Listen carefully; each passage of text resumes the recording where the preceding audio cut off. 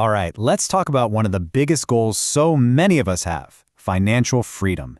Today, we're going to lay out a practical roadmap. We'll break down the habits and the actual steps you can take, all based on expert advice to really start taking control of your financial future. So, before we even start packing our bags for this journey, we've got to know where we're headed, right? Financial freedom isn't just about being rich. It's about this, having the resources to live the life you actually want to live. That's the real destination we're aiming for. So here's our game plan for today. First, we'll get crystal clear on that destination. Then we'll draw our map, clear out the biggest roadblocks, put the whole thing on cruise control, and finally we'll talk about the habits that'll keep you on the right path for good. Okay, let's dive right in. First things first, defining our destination. Because you know the old saying, if you don't know where you're going, any road will get you there. And that is a terrible strategy for your money. You know, the very first habit isn't about numbers or spreadsheets at all. It's about having a vision. It's so important to get specific. It's one thing to say, I want to retire comfortably. It's another thing entirely to say, I need X amount of money by this specific age. Setting these clear milestones turns a fuzzy dream into a real, achievable project. All right, so we've got our destination plugged into the GPS. Now we need the actual map to get there. And in the world of personal finance, your map is your budget.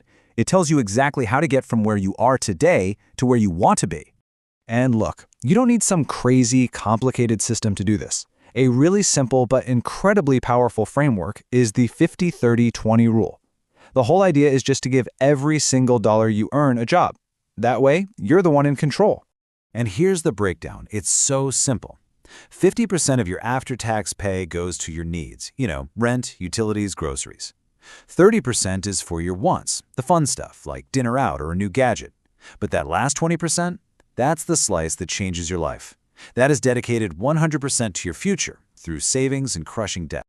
Okay, map in hand. Now it's time to deal with the stuff that can totally derail your trip before you even get going.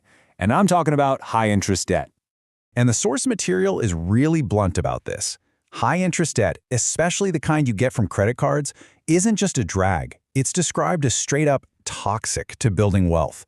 It's like trying to drive up a mountain with the emergency brake pulled. You're just not going to get anywhere. Now, this is a super important distinction to make. Not all debt is the same. I mean, a mortgage can help you build equity in a home. But that high-interest debt from something like a credit card, that's the toxic stuff. That's what you've got to attack first, because every dollar you use to pay it off is like earning an immediate guaranteed return on your money. And hey, tackling that nasty debt comes with a massive bonus. It boosts your credit score.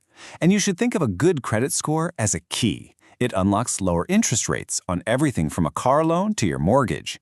I mean, we're talking about something that can save you literally tens or even hundreds of thousands of dollars over your lifetime.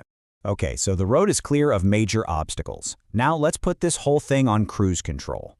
This is where we stop relying on pure willpower and start using systems to build wealth for us automatically. And that leads us to one of the most powerful habits you can build. Pay yourself first. This means before you pay your landlord, before you buy groceries, you pay your future self. Just set up an automatic transfer to your savings or retirement accounts that happens the very day you get paid. It makes saving a non-negotiable bill you pay every single month. So, you're automatically saving. That's awesome. But how do you really make that money grow? Like really grow? Well, the article points to what's basically a financial superpower. And that superpower is compound interest. It's honestly like magic. It's when your money starts earning money. And then the money it earned starts earning more money. It creates this incredible snowball of wealth that just gets bigger and faster over time. And this is why your biggest advantage as an investor isn't money, it's time. Just look at these numbers. If you invest the exact same amount of money every month, starting just 10 years earlier more than doubles how much you end up with. That single decade is worth over $500,000. It just goes to show you why starting, even if it's with a small amount, is so important. Look, getting wealthy isn't something you just do once. It's a marathon, not a sprint. So the final piece of the puzzle is all about adopting the habits that are going to keep you on this path for life. So what else keeps you on the right path for the long haul? Well, there are a few key things. Living below your means is the foundation. It gives you the breathing room to save. Always learning about money keeps you sharp. And I think it's so interesting that things like maintaining your property and even taking care of your health are on this list. Why? Because they're assets too. Protecting them helps you avoid huge, unexpected costs later on. And if you're sitting there thinking, okay, but just give me a number, here's a great rule of thumb to shoot for. A lot of experts suggest aiming to save 15% of your pre-tax income every single year for retirement. It's just a really solid benchmark. Okay, let's boil this whole journey down. Here is your 4-step action plan to get started, like today. 1. Create your map by making a budget. 2. Clear the road by knocking out that high-interest debt. 3. Fuel your engine by paying yourself first automatically. And 4. Start the journey. Invest early and let that amazing power of compound interest do the heavy lifting for you.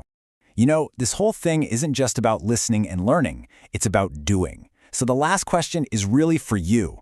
Looking at this roadmap, what is the one small, totally manageable step you're going to take today to get your journey started? Because yeah, the best time to start was yesterday, but the next best time, it's right now.